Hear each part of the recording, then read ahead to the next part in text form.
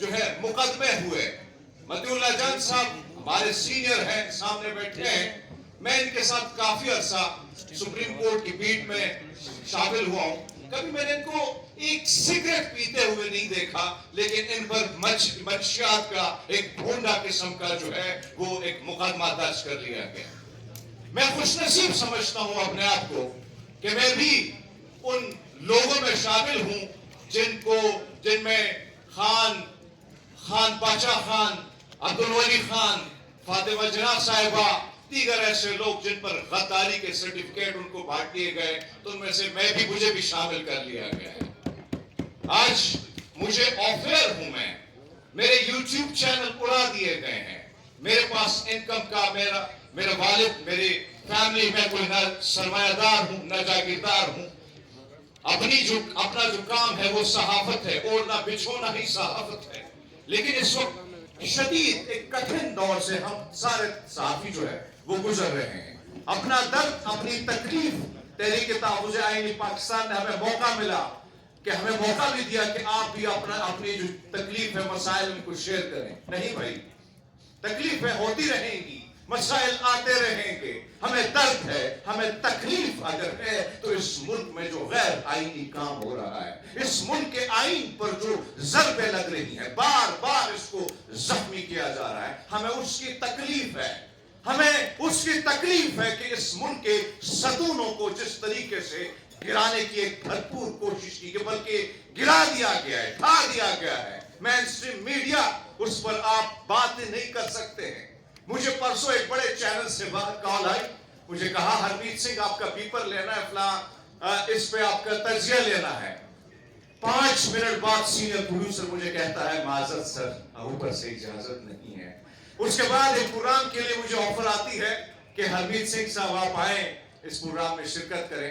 تو اس کے بعد آدھے گھنٹہ بعد کال آتی ہے اور کہا جاتا ہے کہ بھیا آپ کی اجازت نہیں ہے.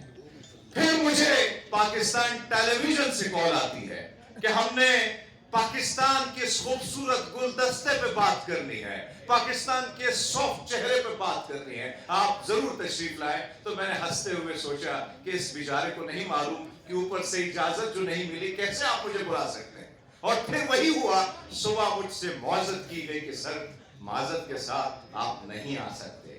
آج ہمارا گناہ ٹویٹر پہ بولنا ہے, ہمارا گناہ یہ ہے کہ ہم آئین کی, پارلیمان کی, قانون کی بالادستی کی بات کرتے ہیں, ہم عوام کے ووٹ کی بات کرتے ہیں, ہم انسانی حقوق کی بات کرتے ہیں. تو شاید ہم آج غدار بھی ہیں, باغی بھی ہیں, شاید کیا کیا سرٹیفکیٹ نہیں ہے جو میں دیے نہیں گئے ہیں. مقصد دوستوں, شارٹلی بات کروں گا کہ ماضی میں ان کرداروں کے بارے میں جب ہم بات کرتے ہیں کہ یحییٰ خان کے ساتھ کس نے اپنی سیاسی کرسی کو تقویت دی, تو ان کرداروں کو جو ہم سامنے لاتے ہیں, فاطمہ جناح صاحب پر جنہوں نے غداری کا, جنہوں نے اس پر کیا کس قسم کے غلیظ قسم کے الزامات جو لگائے, آج یا ان صحافیوں کی یا اس بیوروکریسی کی یا ان سیاستدانوں کی جب ہم بات کرتے ہیں تو ہم سمجھتے ہیں کہ کتنے سیاہ چہرے تھے جو اس ظلم اور زیادتی میں ان لوگوں کے ساتھ کھڑے جو زیادتی کر رہے تھے, جو غیر آئینی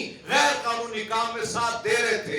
یقیناً آج بھی وقت ہے, آج بھی یہ ٹائم ہے کہ ہم سوچ لیں, پھر ایسا نہ ہو کہ دور گزر جائے اور ہمارا چہرہ ہمیں خود بھی بدگزار لگے کہ ہم کہاں کھڑے تھے. تو یقیناً آپ وہاں کھڑے ہو جب اس ملک کی آئین کی بات ہو, جب اس ملک کی پارلیمان کی بات ہو, جب اس ملک کے ووٹ کی عزت کی بات ہو, جب آپ وہاں کھڑے ہوں گے. یقیناً یہ چھوٹی موٹی مشکلیں, کیونکہ رزق کا وعدہ میرے رب نے کیا ہے, کاہے رے من چتوے ادم جا آہے ہر جیو پریا, سیل پتھر میں جن تو پائے تاکہ رزق آگے کاٹریا.